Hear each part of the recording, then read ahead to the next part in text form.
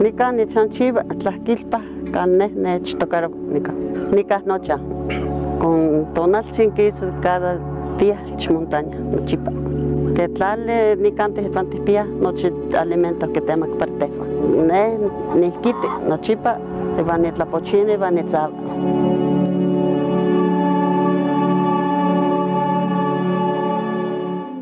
Corrían los tiempos precolombinos, días con radiante sol e intensas lluvias que bañaban los cultivos del pueblo indígena. Y ahí, entre ríos y una muchedumbre que trabajaba intensamente, estaban ellas, las mujeres de origen náhuatl, de indumentaria sencilla y un espíritu guerrero que marcó la historia hasta nuestros tiempos. Entonces, necesitan tonantzin que tuvo que se calla chicate, y bueno, que popuchen que son simples, bueno, que gente ni conoce, o pescaban el sebatzin, y van no puedo que ocasión se volan ser la tolonticul, que chen tzotzol.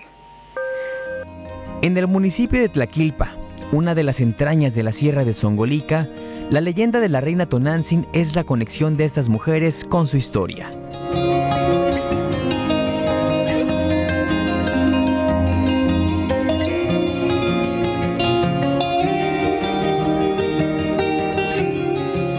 Más de 5 siglos después, el arte textil se mantiene intacto como uno de los saberes más preciados en esta comunidad. No podría ser distinto. El trabajo de sus manos conserva la manera de ver e interpretar el mundo que tenían los pueblos indígenas antes de la conquista española. Una cosmovisión marcada por el respeto a la naturaleza y el agradecimiento a la madre tierra. La Sierra de Zongolica se dedicó a la producción de textiles que tributaba precisamente mantas y lienzos a los señoríos de la Triple Alianza, lo cual revela la importancia cultural y simbólica que la producción textil tuvo en esa región. ¿Cómo consiguen las artesanas de la Sierra de Zongolica elaborar piezas únicas en cada uno de sus detalles? El trabajo comienza aquí. Trasquilar al borrego y dejar reposar la lana por una semana. Un lavado con agua de papa es el siguiente paso para alisar la textura, limpiarla y facilitar el hilado en el oso de hilar, o melacatl, como lo llaman ellas. La lana se obtiene en tonos grises o blanca. En ese caso, pasa a un teñido natural con hierbas que se cortan en la región y algunas más que se compran fuera de ahí, como la cochinilla y el palo de Brasil, de las que se extraen colores cálidos como el rosa y el rojo.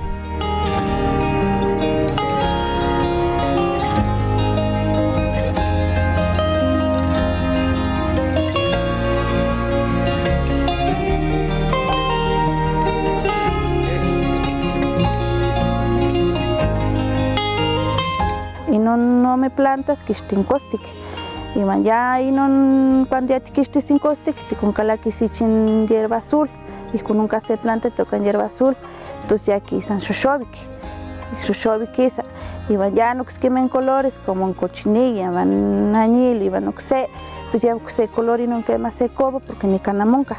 En este punto el conocimiento ancestral se une con la creatividad de cada una de ellas y así nacen rebozos, sargas, tenangos y gabanes, muñecas, aretes y más piezas únicas e irrepetibles, que llevan impreso un profundo amor por sus orígenes.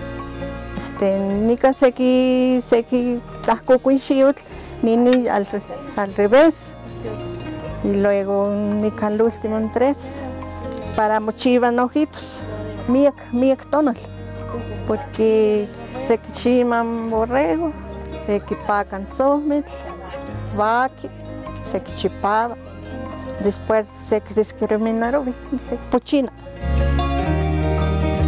Este proceso es como un viaje al pasado, que abre la puerta a la imaginación para recrear la elaboración de los textiles que portaban los pueblos nativos. Nada más pusieron tu abuelitos o techcastebilis que van tefanamos equipulos, llevan más aparte y que no tenemos palevía. Porque no mamá no o tejero va y mictin, Entonces, ni quitan que no tejer van después, son chile, toman chipa. En la sierra de Zongolica, los textiles fueron en su mayoría para el abrigo de las familias indígenas. Pero fue en la década de los 90 cuando las organizaciones salieron de sus comunidades para comercializar sus productos, hecho que marcó la visión de estas mujeres. Ya no caballa no calística, un pancano caché o pesque ni tlayoví porque no esposamos mucho vaya cargo de no hijos, sino que o ni tetlapaquiaya o ni tepesquiliaya cuando ya un camasor que se tepesquili y comparado ni que mezcalte no coneva ni que pesque no coneva 9, pero metzio polique llevan cate 7. Pero y no cuando ya gracias a tu trabajo timo calequisque te la chiva, pues ya más o menos ahí como se la llovía. Sixta Zanagua no sabe leer ni escribir. Aprendió un poco de español gracias a las exposiciones de artesanías. Pero no es la única enseñanza que le dejó la experiencia de salir para ofrecer su trabajo. Amo que mi antes o te chupolvaito techo y te teja, sino que como corralito y pedazos de nylon se para amo mapano un coche. En muchos casos, la separación de sus maridos fue la factura menos dolorosa por decidirse a participar de manera activa en la economía familiar. Varias artesanas estuvieron sometidas a un fuerte maltrato físico y verbal impuesto por una sociedad que cuestionaba su actividad fuera de casa. Constantemente se les preguntaba dónde habían obtenido el dinero con el que ellas regresaban a las comunidades. Se les decía que en realidad ellas no habían salido de las comunidades a ofrecer su trabajo, sino que seguramente habían salido a las ciudades a hacer otras cosas. Y en ese sentido hubo una violencia bastante explícita. Las mujeres fueron constantemente cuestionadas, muchas de ellas se enfrentaron a la violencia doméstica, a los golpes, al maltrato, y varias de ellas terminaron en los hospitales y en las clínicas justamente víctimas de estos golpes. Es cierto que la represión en un entorno que se rige por usos y costumbres es difícil de erradicar, pero el trabajo textil ha permitido visibilizar a las mujeres y al rol tan importante que han protagonizado en los últimos años. Cuando las mujeres empezaron a trabajar en esto y a obtener ingresos, sintieron que su trabajo tenía un valor importante. Hoy muchas de las mujeres, al hacerse estos recursos de ingresos y de un importante prestigio al interior de sus comunidades y fuera de estas, han podido acceder a otros espacios de la vida política, incluso de la región. De aquí, de estos grupos de tejedoras, sale la primera regidora y también la primera síndica única de la Sierra de Zongolica. Aunque el logro más significativo ocurrió en su interior, con una visión que ahora les permite reconocerse como personas fuertes, invencibles, trabajadoras y de un gran valor para conservar su idiosincrasia. Aunque se neham ni tlishma, ni mat se letra, para un poner un match de ser español netpoba.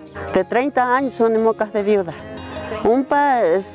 Como nismate ya nete que para noche, allí como ni que difícil para que me escape no hijos, 5 hijos. No hay duda que han sorteado muchas batallas, pero existe una que no han logrado vencer, al menos no en México. Es el poco valor que recibe su trabajo. En 2010, Miguel Ángel Sosme fundó el proyecto Tejedoras de la Sierra de Zongolica.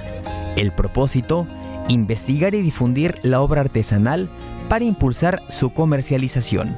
En el proyecto particularmente estamos convencidos de que nadie ama lo que no conoce, y por eso el objetivo principal de este es compartir con un público más amplio la importancia que tienen los saberes tradicionales y la necesidad de dar a conocer los saberes tradicionales de las mujeres que históricamente han sido invisibilizadas, no han sido reconocidas, y además en las comunidades indígenas creo que las mujeres han tenido aportes importantes que tristemente desconocemos en la mayor parte del país. En 10 años, su proyección fuera de México ha sido más que exitosa. Exposiciones en Estados Unidos y varios países de Europa, así como la venta de prendas con envíos internacionales, son algunas de sus grandes hazañas. Pero aquí, en su tierra, luchan contra corriente. Muchas veces la gente acostumbra a preguntar cuánto es lo menos, y esto lo hace justamente porque desconoce las historias que hay detrás, porque desconoce los procesos, porque no sabe lo que implica el realizar esta pregunta. Cuando uno pregunta cuánto es lo menos, está lastimando la economía de muchísimas familias en las comunidades indígenas, con las cuales se generan ingresos para la compra de medicamentos, de alimentos, de útiles escolares. Por suerte para México, las artesanas no se han doblegado a esa indiferencia. De rendirse, estaría en riesgo la historia, los saberes que han trascendido en generaciones y la esencia con la que vivieron las comunidades prehispánicas.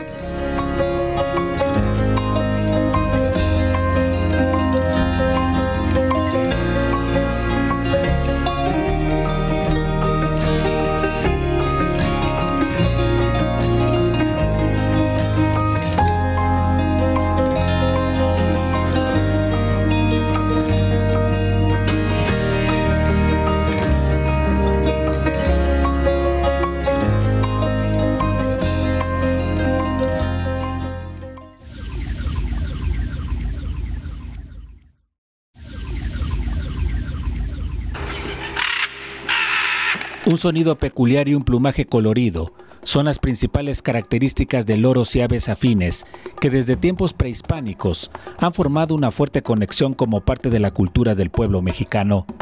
Sin embargo, verlos volar en libertad y sobre todo en su hábitat natural es una estampa ya poco visible.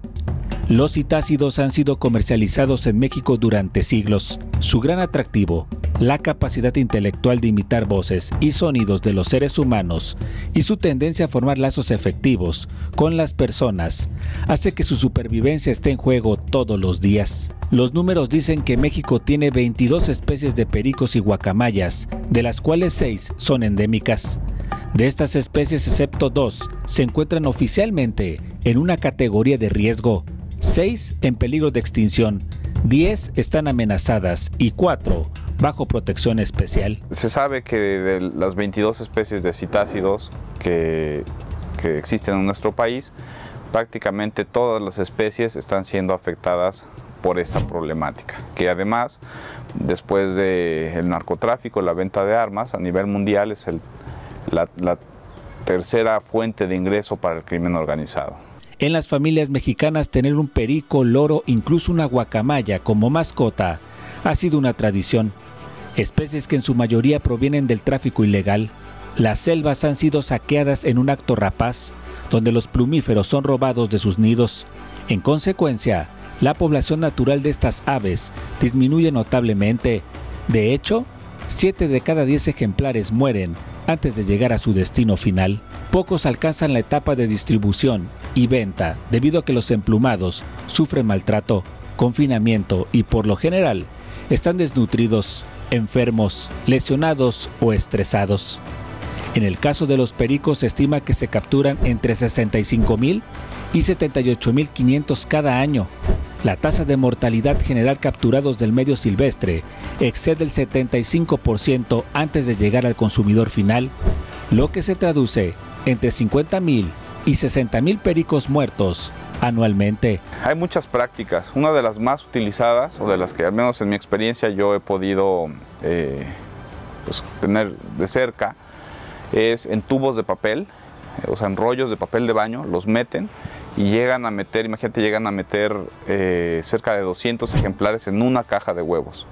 Entonces, si tomas en cuenta que esos ejemplares, que pudieran ser 200, se van a enviar a Estados Unidos o a quizá a algún otro país o incluso dentro de México, pues más o menos se estima que un 90% de los individuos que son capturados va a morir antes de llegar al mercado. O sea, que por cada perico que tú ves o loro que tú ves en el mercado, que te lo ofrecen en la carretera, seguramente ya hubo 9 que se murieron para que pudieran, bueno, en el proceso. Sí, afortunadamente sí está tipificado como un delito grave, es meritorio de cárcel por 9 años y agravado en caso de ser un área natural protegida como es Los Tuxtlas. Entonces, aguas, no deben de comprarlas, no deben de extraerlas, venderlas, pero no ayuden comprándolas, por favor. Cuando vean que están a la venta, denuncien y así las podemos cuidar. La mayoría de los pericos capturados en México se quedan en el país para el mercado doméstico. Entre un 4 y 14% es contrabandeado a los Estados Unidos. Es decir, se estima que anualmente se comercializan entre 3.133 y 9.400 pericos mexicanos a través de la frontera. Con datos de la Procuraduría Federal de Protección al Ambiente, las rutas de tráfico ilegal de los citácidos es a través de centros de distribución. En Oaxaca hay 2, en Santiago Niltepec y Pinotepa Nacional, en Veracruz 2 más, Acayucan y Minatitlán. En estos 4 sitios se acopian aves procedentes de Quintana Roo, Yucatán, Campeche, Tabasco, Oaxaca y el sur de Veracruz, y se distribuyen hacia las rutas norte para distribuirlas dentro de México y hacia los Estados Unidos. Es una vergüenza que a plena luz del día, en las carreteras del sur de Veracruz, la venta de loros y pericos se haga de forma descarada, a pesar de ser un delito. Con esta actividad se promueve que este mercado ilegal aumente, haciendo énfasis de las condiciones antihigiénicas y denigrantes de estas especies. Además, al adquirirlas, se fomenta que los traficantes destruyan los nidos de las aves y arruinen lo que a futuro es el espacio para criar a nuevas generaciones. De los cotorritos. ¿Con cuánto lo tienes? El pasito 1. Aquí tengo un par. ¿A 1,000 pesos? ¿1,000 pesos? Oh, yo creo que está... Están amarraditos, sí, porque si no te nos brincan. Oh. ¿Y la pareja? ¿Cuánto das con gano usted con la pareja? No, o sea... Ofrézcame. Los tienes en 1,200, cabrón. ¿Cuánto das tú por la pareja así con gana? ¿Qué tipo de...? Estos son loritos guacamayos. Por el color de la... Exactamente, por el color. En el caso de los pericos de frente naranja, que son las especies, una de las especies más pequeñas y relativamente más comunes, andan alrededor de los 1,000 a 1,500 pesos en la carretera. En el caso del loro de cabeza amarilla, que es pues muy codiciado porque tiene la facilidad de repetir vocalizaciones o de hablar, como se le dice comúnmente, ese anda entre los 10 y 15,000 pesos. Y las guacamayas, que representan un mayor riesgo también para extraerlas y por supuesto para tenerlas, porque son muy vocales, tienen un costo de entre 25 y 30,000 pesos en el mercado negro. Bueno, en primer lugar debemos tener claro que al comprar un perico silvestre, nosotros estamos siendo parte de una red muy grande de crimen organizado. Pero por fortuna hay sitios donde lo que se busca es la libertad, y aquí se puede respirar.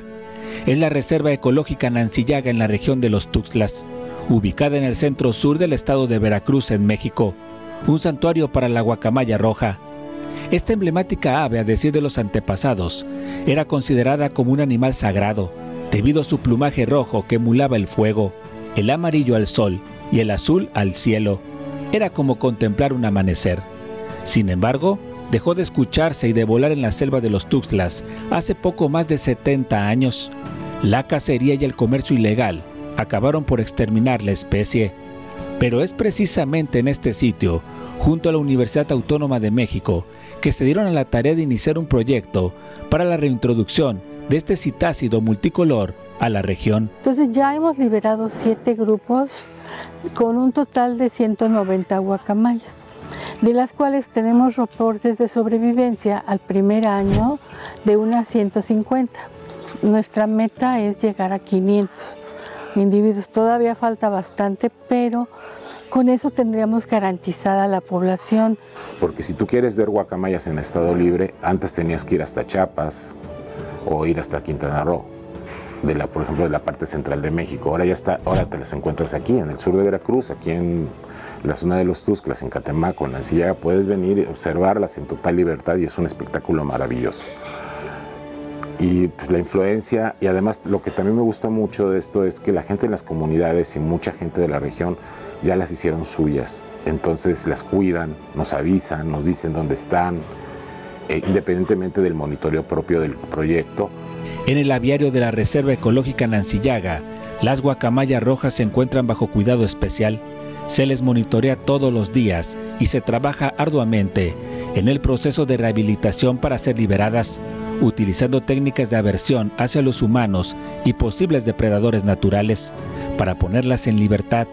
El entrenamiento consiste en perseguirlas con redes para generar repulsión hacia las personas y así no se dejen atrapar. Además, las acostumbran a que no estén en el suelo para no ser presas fáciles. Esta actividad también les sirve para hacer condición física y empezar a practicar el vuelo cuando estén en libertad. Utilizamos más que nada extensores de los brazos, se llaman así, con red. La red nos ayuda porque lo que buscamos con eso es que ellas le tengan miedo a los humanos, ¿no? Muchas veces estamos acostumbrados a ver que las aves, que pericos, guacamayas, tengan un acercamiento con los humanos. Lo que buscamos con eso es que nos tengan miedo. Allá afuera, cuando estén liberadas, van a saber que un humano significa peligro, ¿no? Entonces no lo van a asociar con algo bueno y pues van a tener miedo. Lo hacemos con ayuda de toallas y con ayuda de las redes. Entonces, pues literal, con las redes las estamos espantando. Como parte del proceso gradual se encuentra la alimentación compuesta por frutos y semillas para que puedan sobrevivir en un ambiente natural. Estas frutas las colocan junto con bandejas de agua en los comedores, que son unas tablas de madera vestidas con un camuflaje de ramas y suben a los árboles por medio de unas poleas. Van desde los 10 hasta los 15 metros, donde las guacamayas pueden alimentarse en libertad. Nosotros empezamos a las 7 y a partir de esa hora nosotros tenemos que llegar. Si nosotros llegamos primero, tenemos que bajar los comederos que se encuentran aquí atrás. Conforme vamos avanzando, los limpiamos y bajamos hasta llegar a las esclusas. Ya en las esclusas tenemos que barrerlas, porque ese es el único lugar que se llena de basura. Porque los otros aviarios, como es más naturaleza, ellos solitos se absorben en la tierra. Y ya una vez que las esclusas y los aviarios están limpios, procedemos a cortar lo que es la fruta. Ya la picamos, la lavamos, la picamos y después la repartimos. Y otra vez, desde las esclusas al aviario naranja, al aviario plateado y a los 3 comederos que tenemos distribuidos. Y eso más o menos se termina como a las 8:30. Ya de ahí tenemos que hacer las otras actividades que ya le comentaba, el enriquecimiento, la limpieza o alguna otra actividad que vaya surgiendo. Y ya como a mediodía, entre la 1 o 2, se realiza la autoalimentación. Este proyecto es fundamental para rescatar no solo a las guacamayas, sino también su hábitat y con ello conseguir que otras especies se conserven. De hecho, en cuestión de la reproducción de las guacamayas liberadas, se han instalado en las copas de los árboles cajas nido, hechas de madera. La idea es que las aves las utilicen para poner sus huevos. Y vaya que dio resultado, pues después de 50 años nació el primer polluelo en libertad, producto de este plan de rescate. Este año en las cajas nido de esta parte, 6 polluelos vivos a término, muchos huevos, otros polluelos más chiquitos, pero a término pues fueron 6. Y es un avance porque hace 2 años tuvimos 1. Tenemos listos ya para liberar, son 5 ejemplares y tenemos 7 ejemplares en resguardo. 2 de ellos son los polluelos. Tuvimos que tenerlos en resguardo porque caían, entonces todavía no aprendían bien a volar. Este proyecto también sensibiliza a las comunidades en su cuidado y protección, pues ahora son los propios lugareños los que protegen a la guacamaya y con ello se brinda una nueva oportunidad para admirar el vuelo y escuchar el singular canto de un ave que nunca debió oírse. Pues sí encontramos algunas personas en cada pueblo de que decían que eran muy bonitas y que pues estaban muy contentos de recibirlas, pero sí se fue dando conforme fueron viendo que pues, hablábamos en serio, que sí las trajimos, fueron respondiendo positivamente la mayoría. 78,000 citácidos son arrancados de las selvas mexicanas. Aunado a esta problemática, su hogar se encuentra en peligro debido a que los espacios cada día son más pequeños debido a la deforestación. Aún falta conciencia y sensibilización. Aún falta reconocer que el ser humano es un depredador de la naturaleza. Extraer a los citácidos de sus lugares de origen para llevarlos a vivir en una jaula, eso debe terminar.